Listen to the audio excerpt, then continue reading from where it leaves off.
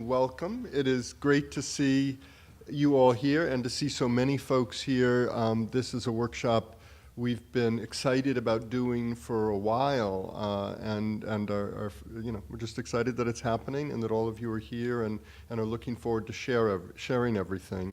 Our goal for this workshop is a little different perhaps than is sometimes the case, in that the data set was specifically created to help us as a research network think about this notion of participatory politics. And so a piece of one of our goals in this workshop is to share a bit of the background and the ideas that animated the design of the data set, which is not to say you need to use the data for those purposes at all. In fact, we assume many people will use it to fit in with the concepts that they're most interested in, but we're hoping that it is helpful to have a sense of, so why is it that you have, items on this and items on that, and what were you aiming for when you did that? And so we want to share a bit about that because that was sort of our mission that we were given when we sort of launched this research network. And so I'll say a little bit first about the research network.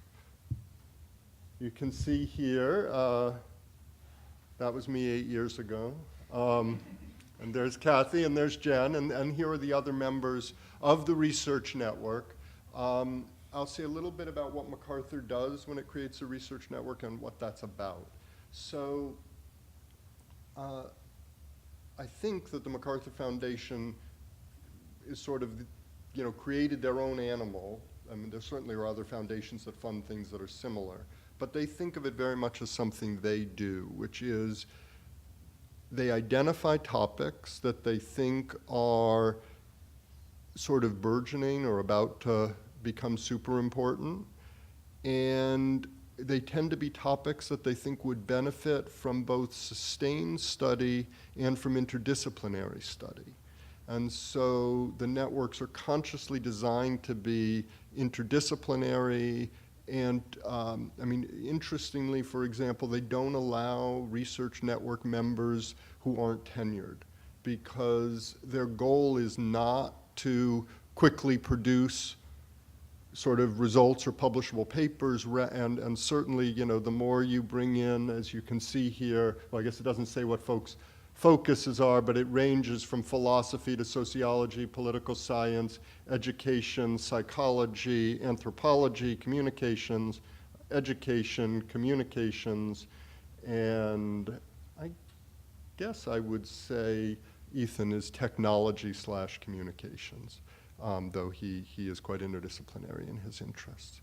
But so when you have people from all those different places and then you bring in their research teams, it takes a while to even figure out, can we have a single conversation? But over time that develops. So about now 10 years ago, the MacArthur Foundation was saying, we think the way young people engage with digital media is going to transform the nature of civic and political life. And, they weren't the only ones thinking this was important at that time, but they were out there in the front saying this is important and bringing people together to focus on it. And I'll say in a moment a little bit about the concepts that we focused on, but first just to say now, to jump back to the survey for a moment. So part of what the Research Network does is it funds multiple research projects, and I think we sent you the link to our website, and you can find the different kinds of projects people have been involved with.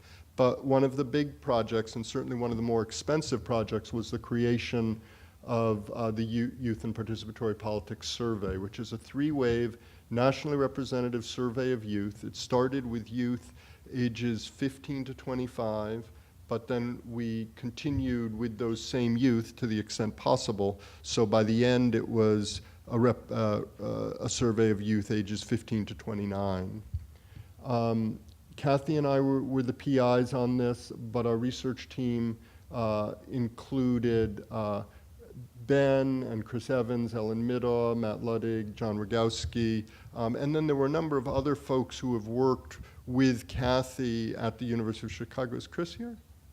Yes, there he is. I knew I saw him earlier. And I don't know if you've been working off of this data as well at this point. Related. So there's a bunch of, right, I don't know quite how to best, I think you guys weren't a part of the creation of the items, but certainly other people working with Cathy are beginning to do analysis based, and certainly based on these ideas. So that's the beginnings. Here are a few of the specifics. The first wave was done in 2011, and then every 2 years.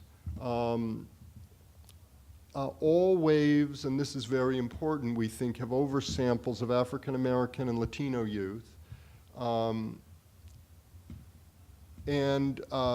You know, we think it's reasonable to claim that the samples of white, African American, and Latino youth are basically nationally representative, and Ben can share more about that. We also did an oversample of Asian youth, but we don't have confidence that that sample, while it's sizable and we think interesting, is representative. And so we just want to be really upfront about that. I think as many of you know, that's not a small undertaking to get a representative sample of Asian youth, and we weren't able to do it. So we're not happy about that, but we do want to be clear about that from the start, even though we do have a sizable N for Asian youth. Waves 2 and 3 include a panel of respondents who took previous waves of the survey.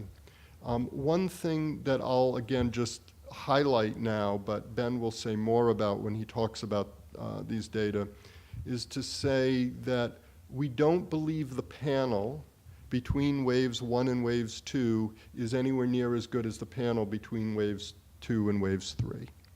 And for that reason, we're hoping to be able to release wave 3 quite soon.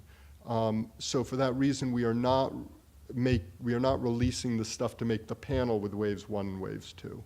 And we'll share a little bit more about that, but as you can imagine, the survey items that were created in time for the 2011 survey covered different content to some degree than the 2013, 2015, and I think we learned a lot from that first administration, which allowed us to improve the survey. And so we decided to improve it and to have that connection. It's also true that the survey company, when they did wave 2, made a significant error. And as a result, we have no youth in the panel that are less than 18, is that right? More or less. Anyway, Ben can share the gory details of when they realized, oh, we messed up on the panel for youth. But so that's another reason why we think the wave 1, wave 2 comparison is not so great, though they still are both nationally representative and they still are both with sizable oversamples of the populations that I'd mentioned. So we think there's a lot of strengths to them, but it's not in the panel necessarily. I will say that if anybody has a different reason why they believe it really would be super important for them to, it's not, you know, we could share the stuff that would allow you to connect it, but in terms of what we would just put up online, we think ultimately it'll be more confusing than helpful if we do that, and so we're not doing that. But again, happy to talk with anyone about those issues. Okay.